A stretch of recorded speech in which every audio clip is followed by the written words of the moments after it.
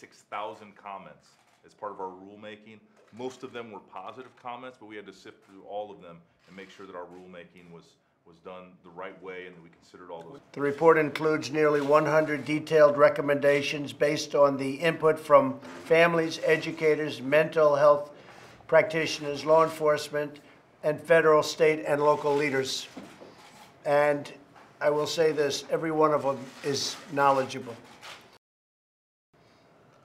My administration is pursuing a comprehensive strategy to address school violence.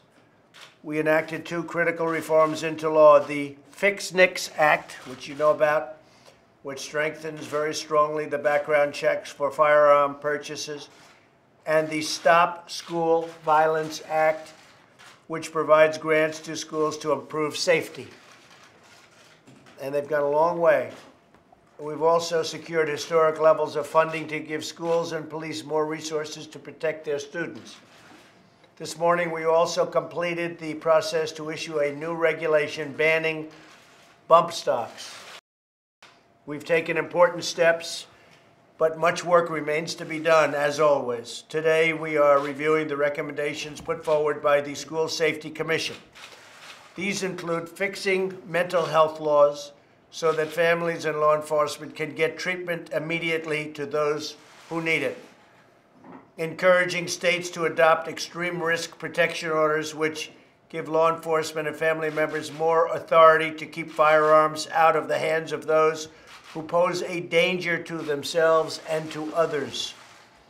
Launching a no notoriety campaign which would encourage the media not to use the names or frankly anything having to do with the shooters.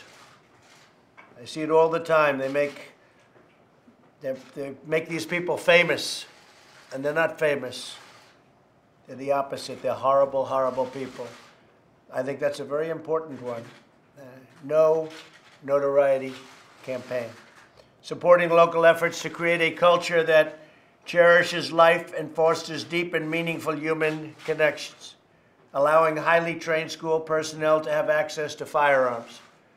According to the Department of Homeland Security, the average duration of an active shooter incident at a school is under 5 minutes. So all of this horrible carnage takes place in a very short period of time. That is why it's critical to have armed personnel available at a moment's notice. These are people, teachers in many cases, that are the highest trained that you can get. People that are natural to firearms, people that know how to handle them, people that have great experience, and on top of the experience have taken courses, and they're right on the site.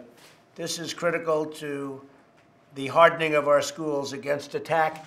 Also, they love our students. I've seen the teachers, I've seen so many of them over the last 2 years especially, where something's happened, and they truly love their students. And by loving their students, they want to fight for their students more than anybody else would. Nothing is more important than protecting our nation's children.